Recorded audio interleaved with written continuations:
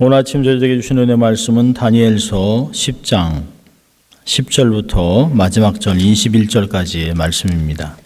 다니엘서 10장 10절부터 21절까지의 말씀을 봉독해 드립니다. 하나님 말씀이 선포될 때 여러분의 삶과 은혜, 귀가 은혜를 받길 바랍니다. 하나님 말씀입니다. 한 손이 있어 나를 어루만지기로 내가 떨더니 그가 내 무릎과 손바닥이 땅에 닿게 일으키고 내게 이르되 은총을 크게 받은 사람 다니엘아, 내가 내게 이르는 말을 깨닫고 일어서라. 내가 내게 보내심을 받았으니라. 그가 내게 이 말을 한 후에 내가 떨며 일어서매 그가 내게 이르되 다니엘아, 두려워 말라. 내가 깨달으려 하여 네 하나님 앞에 스스로 겸비케 하기로 결심하던 첫날부터 내 말이 들으신 바 되었으므로 내가 내 말로 인하여 왔느니라. 그런데 바사국군이 21일 동안 나를 막았으므로 내가 거기 바사국 왕들과 함께 머물러 있더니 군장 중 하나가 미가엘이 와서 나를 도와주므로 이제 내가 말일에 내 백성에 당할 일을 내게 깨닫게 하러 왔노라. 대저 이상은 오래 후의 일이니라. 그가 이런 말로 내게 이를 때 내가 얼굴을 땅에 향하고 벙벙하였더니 인자와 같은 이가 있어 내 입술을 만진지라. 내가 곧 입을 열어 내 앞에 있는 자에게 말하여 가로되 내 주여, 내 이상을 인하여 근심이 내게 더함으로 내가 힘이 없어졌나이다. 내 몸에 힘이 없어졌고 호흡이 남지 아니하사오니 내 주의 이 종이 어찌 능히 내 주로 더불어 말씀할 수 있으리이까. 또 사람의 모양 같은 것 하나가 나를 만지며 나로 강건케 하여 가로되 은총을 크게 받은 사람이요 두려워하지 말라. 평안하라. 강건하라. 그가 이같이 내게 말하매 내가 곧 힘이 나서 가로되 내 주께서 나로 힘이 내게 하셨사오니 말씀하옵소서. 그가 이르되 내가 어찌하여 내게 나온 곳을 내가 아느냐. 이제 내가 돌아가서 바사군과 싸우려니와 내가 나간 후에는 헬라군이 이를 것이라. 오직 내가 먼저 진리의 글에 기록된 것으로 내게 보이리라. 나를 도와서 그들을 대적하는 자는 너희 군 미가엘 뿐이니라. 아멘. 하나님의 말씀이었습니다. Good morning. 좋은 아침입니다. 자, 우리 한번 또 해볼까요? 양손을 좀 가슴에 얹고 우리가 믿음으로 두 번 외칩니다. 나는 하나님의 특별한 사랑을 받은 사람입니다. 두 번 합니다. 나는 하나님의 특별한 사랑을 받은 사람입니다. 나는 하나님의 특별한 사랑을 받은 사람입니다. 믿습니까, 여러분? 우리 한번 같이 외쳐볼까요? 하나님을 기쁘시게, 사람을 행복하게. 그렇습니다. 날씨가 아주 변덕스럽습니다. 그래서 변덕스러워서 감기도 많이 들고 또 우리 권사님들 많이 애쓰고 수고하셨습니다. 그냥 얼굴이 두 분이 다 그냥 반쪽이 되셨네요. 너무 딱합니다. 하여튼 그래도 이렇게 오셔서 저희들에게는 큰 위로와 또 힘이 됩니다. 오늘은 우리 하나님 세 번째 위로하시는 하나님이라는 말씀으로 은혜를 나누려고 합니다. 어떤 기관에서 남자 수백 명에게 설문조사를 했습니다. 남자들이 살아가는 동안 살 만날 때가 언제인가? 라고 하는 것을 물었는데요. 첫째로 제일 살 만날 때는 아내의 인정과 칭찬을 받을 때 이렇게 했습니다. 아내들이 잘 들어야 합니다. 두 번째로는 직장에서 동료와 상사들에게 인정과 칭찬을 받는 때라고 이야기했습니다. 이런 걸 보면 칭찬과 격려는 사람들을 신나고 즐겁게 하고 용기를 주는 것이라고 할 수 있습니다. 오죽하면 칭찬은 고래도 춤추게 한다 그러지 않겠습니까? 미국 매사추세츠주에 오래전에 호돈이라는 사람이 살고 있었습니다. 그는 매사에 정직하고 성실하고 또 감수성이 예민하여 늘 작은 일에도 아주 다정다감한 반응을 보이는 따뜻한 마음의 소유자였습니다. 그런데 가끔은 너무 소심해서 유약하지 않는가? 저 남자가 왜 저래? 라고 하는 이야기를 듣기도 합니다. 그런데 유일하게 한 사람, 그의 아내만이 그를 존경하고 사랑하고 믿어주었습니다. 가장 훌륭한 남자로 아내가 그를 믿어주고 그렇게 늘 이야기했습니다. 나는 당신이 훌륭한 사람이라는 걸 믿습니다. 라는 말을 자주 해줬습니다. 호돈이라는 사람은 세관으로 일하는 셀러리맨입니다. 맡은 바 일을 충실하게 하고 또 밤이 늦게 일을 할 때도 있었습니다마는 그 사람의 슈퍼바이저 상관하고 관계가 틀어지면서 결국에는 파이어 되게 됩니다. 레이오프 당합니다. 크게 잘못한 일도 없었는데요. 관계에서 어려움을 겪은 것입니다. 그러니까 월급에 의존해 살던 가정이 갑자기 충격을 당했습니다. 하루에 실업자가 되니까 어깨를 축 늘어뜨리고 집에 돌아왔습니다. 그리고 아내에게 자기가 레이업 당했다고 파이어 당했다는 이야기를 합니다. 아내는 갑자기 큰 충격을, 아마 앞이 더 캄캄하기는 아내가 더 했을 것이에요. 여지 어떻게 살지? 라고 하는 생각이 갑자기 지나갔습니다. 그런데 부인은 절망에 빠져있는 남편을 그냥 놔두지 않고 오히려 간절한 사랑의 눈빛으로 용기를 북돋아 주었습니다. 괜찮아요. 여보, 괜찮아요. 너무 잘된 일인 것 같아요. 이제는 당신이 집에서 마음 놓고 집에서 글을 쓸 수 있는 기회를 주신 거예요. 힘내세요. 괜찮아요. 당신은 언제든지 얼마나 더 놀라운 일을 행하실지 얼마든지 새 출발할 수 있는 훌륭한 사람이고 남자입니다. 그러면서 부인은 한 뭉치의 원고지와 펜을 남편의 무릎 위에 갖다 놓았습니다. 이에 용기를 얻은 호돈은 결연한 표정으로 아내의 손을 꼭 쥐었습니다. 사실은 오래전부터 그는 글을 쓰고 싶었던 작품의 소재가 있었습니다. 그래서 그 이튿날부터는 직장을 가지 아니하고 그는 방에서 서재 책상 앞에 열심히 글을 쓰기 시작했습니다. 오랫동안 심혈을 기울여 글을 계속 쓰다 마침에 작품을 탈고했는데요. 그 작품의 이름이 바로 주홍 글씨입니다. 미국의 19세기 미국 문학을 대표하는 위대한 작가 나다나엘 호돈이라고 하는 사람이 등장하게 되는 것이죠. 역경에 처했을 때 그 사람의 진가를 나타내기도 하고 어려움을 당할 때 그 사람이 완전히 좌절해서 역사에서 사라지기도 하는 것을 우리는 자주 목격을 하게 됩니다. 어려움을 당했을 때 사실은 요즘 얼마나 미투 때문에 사람들이 어려움을 당한지 몰라요. 사실은 솔직하게 정직하게 자기의 잘못을 인정하고 모든 자리에서 내려와서 무릎을 꿇고 기도하고 어려움을 다 자기가 극복하고 다 진다면 사실은 위로받고 다시 회복될 수 있지만 그들은 극단적으로 사람들의 관심과 지적과 징계를 감당을 하지 못하고 벌써 3사람이 자살을 했습니다.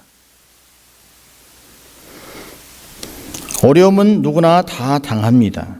특별히 이럴 때 부부가 서로 위로하고 함께 힘을 주고 용기를 주고 위로해주고 북돋아주는 사랑이야말로 새로운 전환기를 맞게 하는 큰 힘이 되는 것을 우리는 발견하게 됩니다. 우리 시대에 정말 필요한 사람은 불행스러운 현실을 용기로 극복하는 사람입니다. 우리 시대에 정말 필요한 사람은 마음에 위로를 주고 용기를 주는 사람들입니다. 누구도 완벽하게 인생을 살아가는 사람은 없습니다. 모든 사람은 다 한두 번씩 아니면 계속 반복해서 동일한 실수를 저지를 수도 있어요. 그러나 그것이 반복해서 지적이 되고 꾸중을 듣고 사람을 짓누르면 억압을 하면 그 사람은 다시 일어날 수가 없다라고 하는 것입니다. 용기를 주면 행복과 소망을 주지만 절망을 주면 불행을 겪게 됩니다. 우리 그리스도인들은 어떤 사람일까요? 위로와 용기를 주는 사람들입니다. 어떤 사람이 위로와 용기를 줄 수 있을까요? 믿음이 있는 사람들만 그렇게 할 수 있습니다. 그 사람을 믿기보다는 그 사람 뒤에서 그 사람 안에서 역사하시는 하나님과 성령님을 믿기 때문에 그 사람을 통해서 결국에는 하나님이 원하시는 뜻을 이루어 가실 것이기 때문에 우리는 미래를 생각하고 약속을 믿고 그를 격려하고 위로하는 것입니다. 여러분, 인생을 살아가면서 특별히 각박한 이민 생활을 하면서 우리가 얼마나 위로가 필요한지 몰라요. 이민 생활하면서 승승장구하는 사람은 1%도 되지 않습니다. 이민을 왜 왔을까요? 너무 잘 되고 너무 좋아서 온 것이 아니죠. 새로운 삶을 개척하고 지금보다 보다 나은 삶을 살기 위해 언어도 되지 않고 문화도 다른 이곳에 다시 뿌리채 뽑혀서 이곳에 새로운 것에 뿌리채 박힌 것이에요. 새로운 토양, 새로운 환경에 적응하려고 하는 것이 얼마나 큰 스트레스겠습니까? 저희도 자라면서 어린 나이에 자라면서 스트레스 있었지만 우리의 부모님들은 얼마나 큰 스트레스를 겪었는지 상상을 초월합니다. 아무리 얘기를 해도 들리지 않는, 제가 외국을 갔을 때, 요르단에 갔을 때, 이런 나라에 갔을 때 전혀 들리지 않는, 분명히 사람들은 말하고 반갑다고 안녕하냐고 인사를 하지만 전혀 알아듣지 못한 그런 걸 느끼면서 우리의 부모님들은 얼마나 큰 고생을 하고 마음고생했을까 하는 생각에 눈물이 절로 났습니다. 문화장벽, 언어가 안 돼서 낙심하고 경제적인 어려움으로 낭망하고 자녀들 때문에 해결이 안 되는 이런 것 때문에 정말 기도 응답도 안 되고 신앙생활에 침체되고 기쁨이 없을 때 얼마나 낙심이 되는지 모릅니다. 어디 가나 위로를 받기가 어렵습니다. 그런데 솔직히 사람들의 말은 잘 위로가 안 돼요. 너무 가식적인 게 많습니다. 저도 목사로서 위로를 하지만 사람의 말이 얼마나 위로가 될까? 그렇게 되지 않습니다. 장례식을 치르고 나서 슬퍼하는 가족들에게 좋은 곳에 가셨으니까 호상입니다. 호상은 우리가 좋게 말하기 위해서 호상이지 사람이 죽은 후에 호상이라는 말은 없습니다. 부모를 잃고 사랑하는 사람을 잃은 사람에게 사람의 말이 어떻게 위로가 되겠습니까? 절대 위로되지 않습니다.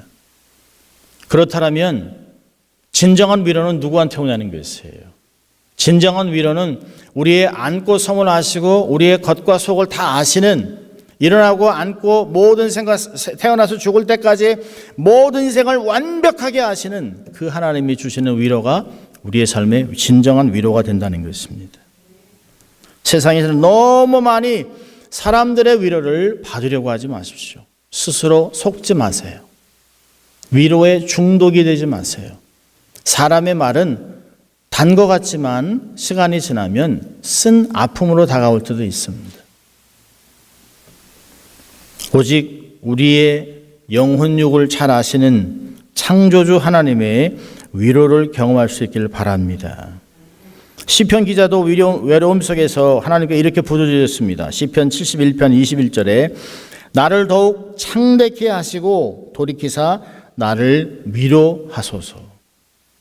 고린도후서 1장 3절에는 찬송하리로다 우리 주 예수 그리스도의 하나님이 자비의 하나님이시요 모든 위로의 하나님이시다. 여러분, 위로가 다 동일하지 않습니다.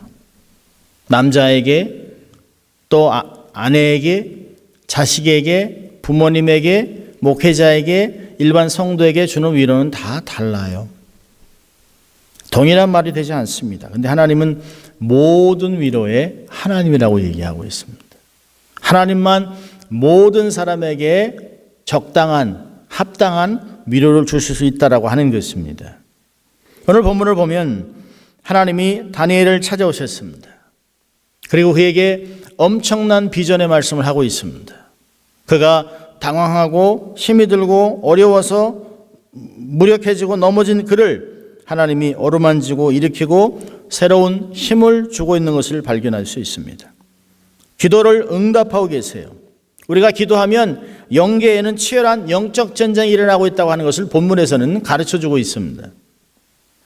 여러분, 성경에는 하나님께서 사람들을 찾아오는 내용이 많이 기록되어 있습니다.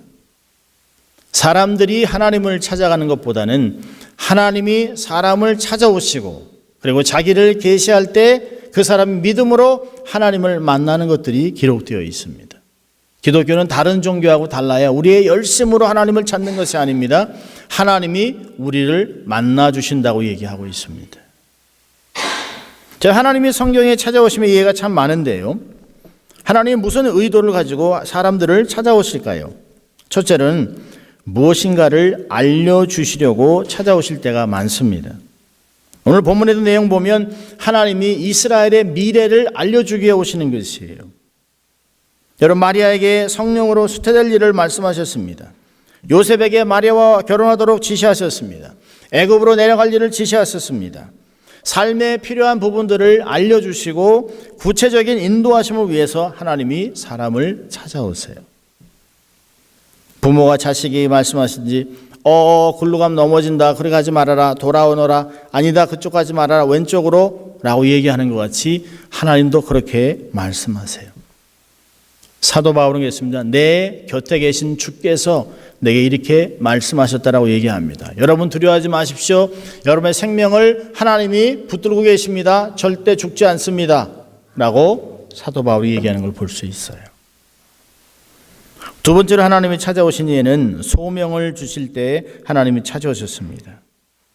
여호와의 말씀이 임하니라. 말씀이 가라사대. 이사야, 예레미야, 에스겔, 요나 모든 사람에게 동일하게 하나님이 그들에게 말씀으로 임하시고 하나님이 비전을 주셨습니다. 그런데 이게 늘 그랬습니다. 일어나라, 가서 맺혀라. 하나님의 비전으로 가슴을 뜨겁게 해주셨어요. 그러셨던 하나님이 신약에 오셔서 제자들에게 나를 따라오너라, 내가 너희를 사람을 낚는 어부가 되게 해주겠다. 내가 너를 사용하겠다라고 주님이 말씀하셨습니다. 여러분, 이러한 부르심은 지금도 계속되고 있어요.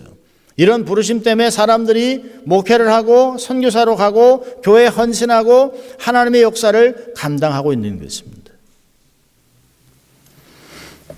세 번째는 크신 위로를 주시기 위해 하나님이 찾아오세요.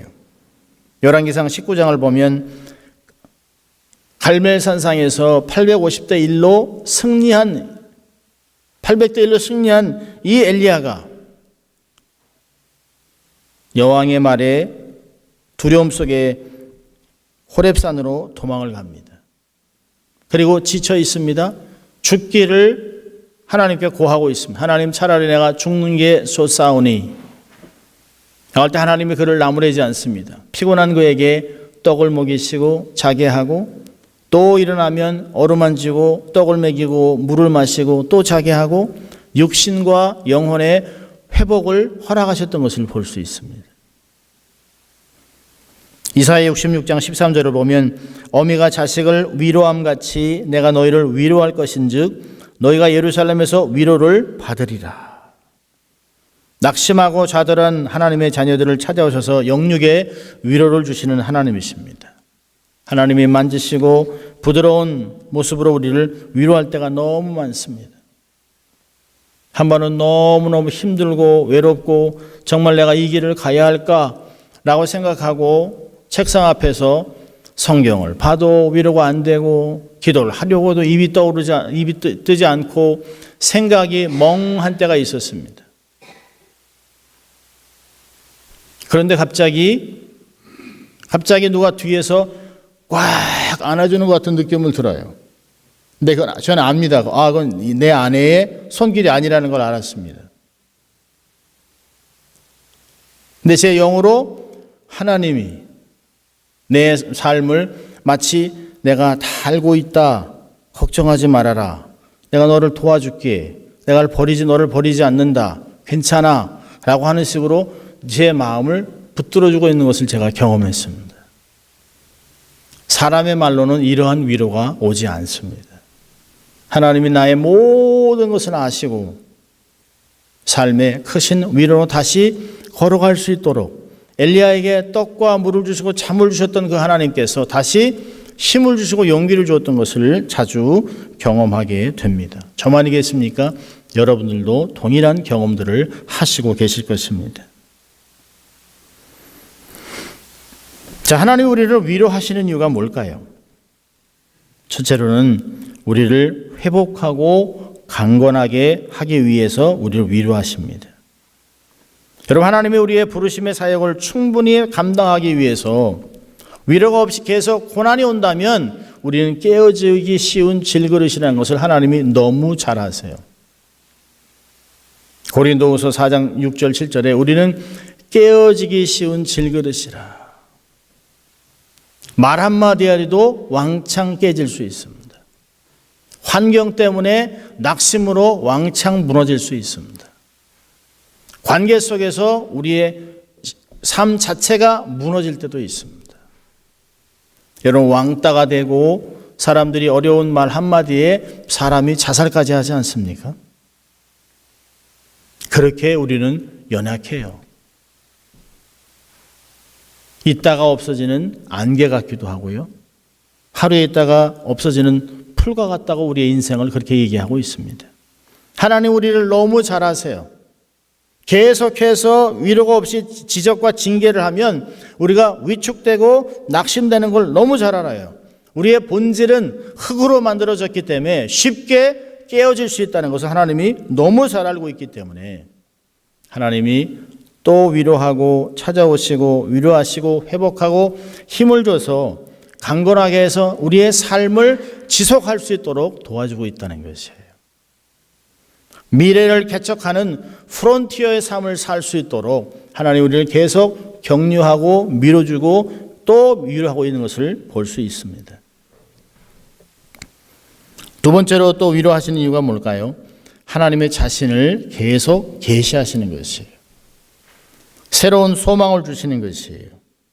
하나님이 얼마나 크신 분인가를 깨닫게 하기 위해서 세상의 세파에서 흔들리고 있을 때, 좌절하고 낙심할 때, 세상이 너무 커서 감당이 안 될 때, 내 앞에 수많은 골리앗이 하나가 아니라 둘, 셋, 넷, 다섯 엄청난 끝이 안 보이는 골리앗 같은 세상 앞에 낙심할 때 그보다도 훨씬 크신 하나님이 우리 앞에 서신다는 것이에요.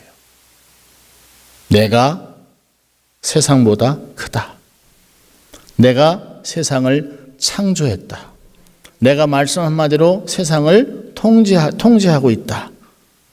내가 다시 너희들을 사용하고 결국에는 승리를 주겠다라고 하신 것을 알려주기 위해서 하나님이 계속 자신을 계시하는 것이에요. 여러분, 어릴 때 아이들을 키우다 보면 잘 자다가 갑자기 엥 하고 울 때가 있습니다. 그러면 처음에야 가서 막 불을 켜고 막 왜 하냐고 그러지만 조금 시간이 지나면 괜찮아, 아빠 있다, 엄마 있다라고 하면 그 소리를 듣고 아이가 다시 잠이 들어요. 여러분, 부모의 함께함, 이 부모의 임재는 자식에게 안정감을 줍니다. 여러분, 그것이 우리에게 영적으로 동일한 내용들이에요. 우리가 힘들고 어렵고 놀랄 때 하나님이 괜찮아, 내가 여기 있다, 임마누엘, 내가 너와 함께한다라고 하는 말씀으로 우리의 삶을 위로해 준다는 것이에요. 이스라엘 백성들에게 임마누엘만큼 큰 복은 없습니다. 그러니까 이스라엘 백성들이 얘기하잖아요. 하나님이 모든 걸 다 주시더라도 하나님이 우리와 함께 하지 않는다면 이 모든 재물과 모든 건강과 모든 것들은 아무것도 아닙니다라고 고백합니다. 이스라엘 백성들이 원체 목이 곧은 백성이라 하나님 얘기하셨어요.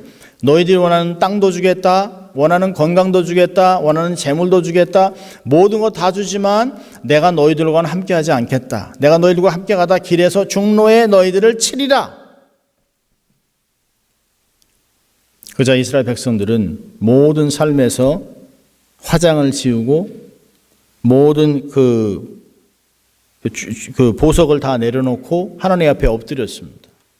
그리고 이렇게 얘기합니다. 그들이 하나님의 이 저주의 말씀, 원래는 황송한 말씀이라고 얘기했는데요. 그 말이 원래 이 저주의 말씀을 듣고 이들이 하나님 앞에 엎드려 회개했다고 얘기합니다. 이스라엘 백성들은 알죠? 하나님이 함께하지 않는 어떤 것도 복이 안 된다는 것이에요.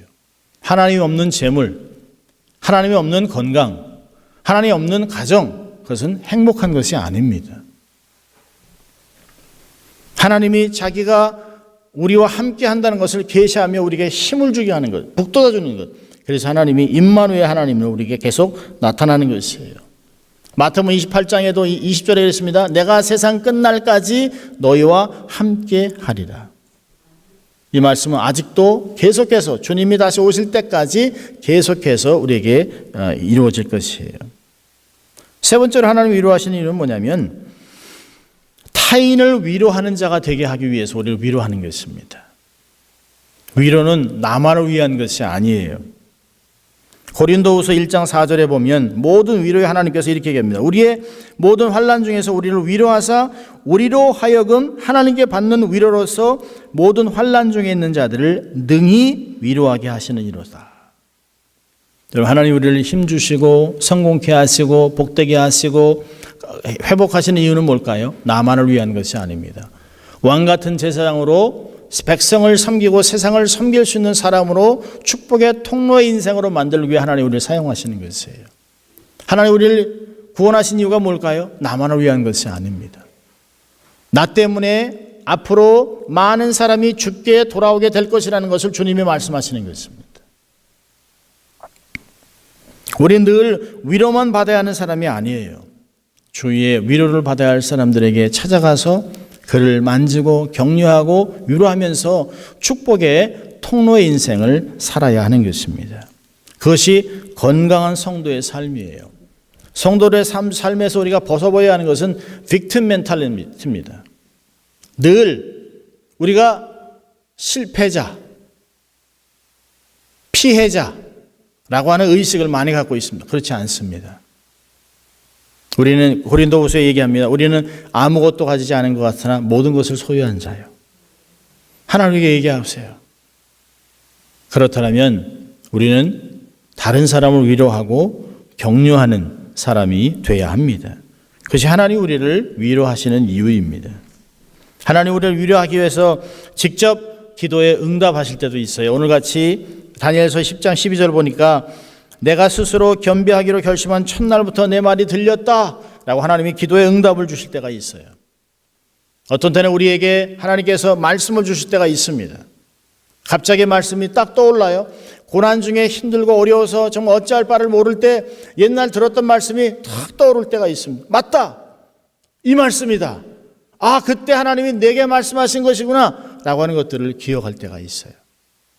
여러분, 말씀이 기억나는 게 내가 기억하려고 되는 게 아니에요.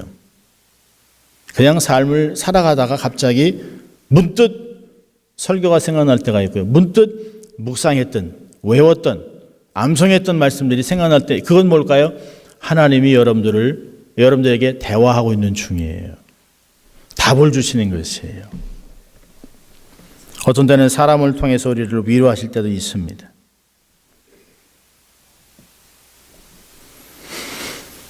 자, 그렇다면 우리가 위로받는 삶을 살기 위해서 해야 될 네 가지를 보고 말씀 마치려고 합니다. 적용을 하려고 합니다. 첫째로, 우리가 어떻게 해야 하나님께 지속적인 위로를 받을 수 있을까요? 첫째로는 하나님 앞에 겸비한 삶을 살아야 합니다. 오늘 본문 10장 12절을 보면 그가 내게 이르되 다니엘아 두려워하지 말라. 내가 깨달으려 하여 내 하나님 앞에 스스로 겸비케 하기로 결심하던 첫날부터 내 말이 들으신 바 되었으므로 내가 내 말로 인하여 너에게 왔느니라 라고 얘기하고 있습니다. 여러분, 하나님이 어느 곳으로 향할까요? 낮은 곳으로 향합니다. 물은 낮은 곳으로 향합니다. 하나님의 은혜는 겸손한 자에게 흐르게 되어 있습니다. 그래서 야고보서에서는 하나님 앞에 겸손하라고 얘기하고 있습니다. 때가 되면 너희를 높여주겠다라고 말씀하고 있어요. 여러분, 낮은 스스로 겸비하는 게 뭘까요? 하나님 앞에 그분의 뜻을 받아들이기 위해서 머리를 조아지고 엎드리는 것이에요. 근데 우리는 가끔 하나님에 엎드리면서도 내 생각, 내 계획, 내 경험, 내 지식을 내려놓지 않을 때가 있습니다. 오늘 여기 스스로 겸비라는 건 뭘까요? 하나님의 뜻은 도대체 무엇인지, 하나님, 내 인생을 향한 하나님의 계획은 무엇입니까? 우리 교회를 향한 하나님의 뜻은 무엇입니까? 하나님 내게 말씀해 주십시오라고 백지를 갖고 나가는 거예요. 하나님 말씀하세요. 제가 듣겠습니다. 사무엘이 하나님 앞에 여호와여 말씀하소서 종이 듣겠나이다 라고 하는 심정으로 하나님 앞에 엎드린다면 하나님은 겸손한 자의 마음에 찾아오시고 또 말씀하실 것이에요. 네가 이렇게 겸비했기 때문에 내가 네 말이 내게 들리고 내가 내게 지금 왔다라고 하나님 말씀하고 있습니다. 두 번째로는요, 하나님께로부터 지속적인 위로받는 삶을 살기 위해서 성령의 인도함에 민감해야 합니다. 오늘도 다니엘이 하나님 앞에서 하나님의 사자가 왔을 때 두렵고 떨리지만 그의 말을 잘 받아들이고 있습니다. 이런 10절에 보니까 11절에 은총을 크게 받은 사람 다니엘아. 19절에는요. 은총을 크게 받은 사람이여 두려워하지 말라 평안하라 강건하라 이 말을 하며 이가 금방 힘을 얻었다라고 얘기를 합니다. 다니엘은 하루에 3번씩 이스라엘을 향해서 기도하면서 민감하게 하나님의 인도하심을 찾았던 사람입니다.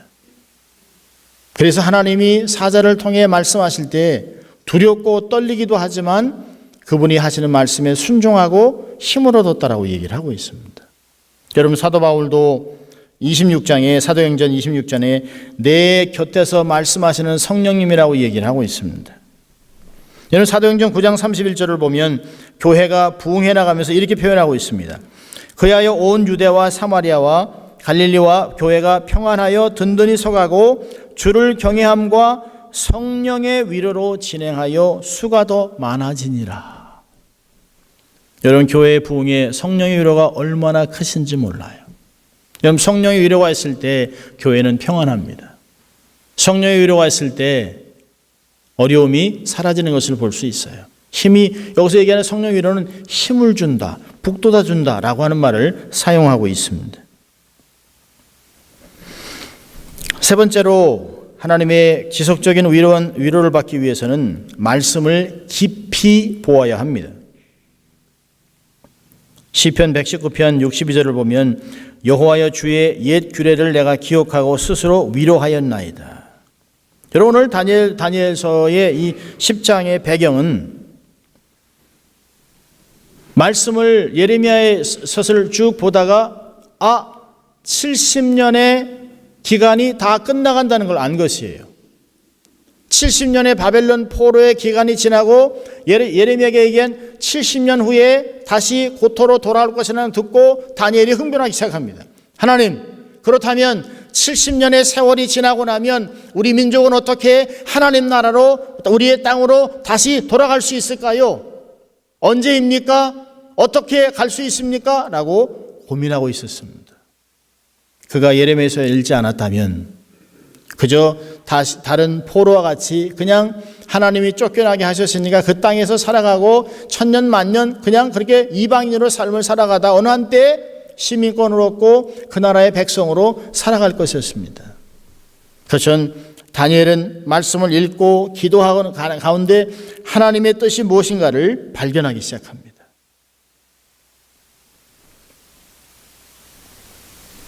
쓰여진 말씀이 있는 하나님의 마음, 하나님의 계획, 하나님의 비전들을 발견해야 되는 것이죠.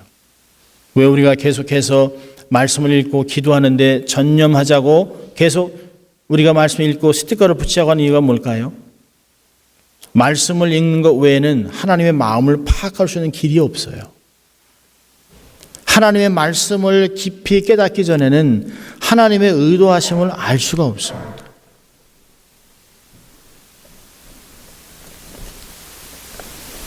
하나님 앞에 스스로 겸비하고 성령 인도하심에 예민하고 또 말씀을 깊이 보면서 마지막으로 계속해서 위로받는 삶을 살기 위해서는 서로 돌아보며 위로해야 합니다. 여러분 하나님의 위로도 필요하지만 우리도 서로 위로해야 합니다. 데살로니가전서 4장 18절에 이러므로 이 여러 말로 서로 위로하라. 여러분 세상이 우리를 좋아합니까? 아니요, 그렇지 않습니다. 우리가 정직하게 살려 하고 말씀대로 삶을 살려 하고 하나님의 주님의 다시 오심을 기다리고 있다면 그들은 피피 웃습니다. 그리고 그렇게 살면 세상에서 망한다 정도를 가는 것을 막습니다. 그러니까 위로는 우리 어디서 받아야 할까요? 위로는 성도들한테 받아야 합니다. 빌레몬서 1장 7절에 이렇게 얘기합니다. 형제여 성도들의 마음이 너로 말미암아 평안을 얻었으니 내가 너의 사랑으로 많은 기쁨과 위로를 얻었다라고 얘기하고 있습니다. 여러분, 주의 다시 오심을 생각하면서 서로 위로하십시오. 초대교회는 그렇게 얘기했습니다. 잘 견디세요. 주님 다시 오십니다. 걱정하지 마세요. 주님 곧 오십니다.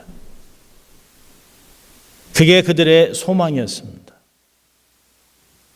사실 이 말씀은 지금도 우리에게 동일하게 적용되는 것이에요. 너무 힘들어요. 견디세요. 주님 곧 오실 것이에요. 세상의 끝이 안 보이는 것 같아요. 그래도 내일 해가 뜨는 것 같이 주님의 약속은 동일하게 이루어질 것입니다. 우리가 아직도 이렇게 땅에 이렇게 살아가는 것은 하나님의 성실하심이 아침마다 새롭기 때문에 우리가 살아있다라고 하는 것이에요. 이민생활 어렵습니다. 관계 만만치 않습니다. 그걸 이해하면서 서로 말씀으로 위로해야 됩니다. 목회자는 성도들은 목회자를 위로하면서 격려해 줘야 됩니다. 세워줘야 합니다. 괜찮아요. 그럴 수 있어요. 다시 하면 되지요. 너무 걱정하지 마세요. 괜찮아요. 참 작은 말인데요. It's okay. 이게 얼마나 큰 힘이 되는지 몰라요. 막 힘들어할 때 남편이 아내한테 괜찮아. 안 죽어. 다시 할 수 있어. 우리가 가끔 그럽니다. 건강만 하면 다 할 수 있어요. 근데 건강이 세워지면 바뀌죠. 돈만 있으면 다 할 수 있어. 근데 우리의 정답은 하나님만 함께하면 다 할 수 있어요. 하나님의 은혜만 있으면 다 할 수 있습니다. 고린도후서 1장 5절에 그리스도의 고난이 우리에게 넘친 것 같이 우리의 위로도 그리스도로 말미암아 넘치는도다. 위로의 하나님과 오늘도 동행하며 승리하십시오. 이 위로의 하나님은 어제나 오늘이나 영원토록 동일하실 것이라고 하나님 말씀하고 있습니다. 이 위로의 하나님과 함께 세상을 오히려 우리를 핍박하는 힘들게 하는 세상을 오히려 위로하고 살아가는 여러분 될 수 있길 주의 이름으로 축원합니다. 기도하겠습니다. 하나님 아버지 감사합니다. 오늘도 하나님 위로의 하나님이 되셔서 우리의 삶을 위로하시고 찾아오시고 격려하시고 힘을 주시고 다시 세상에 파송하시는 주님 감사합니다. 이러한 힘을 가지고 위로의 힘을 가지고 세상을 오히려 위로하는 저희들 될 수 있도록 하나님 축복하여 주시옵소서. 감사하고 예수님 이름으로 기도합니다. 아멘.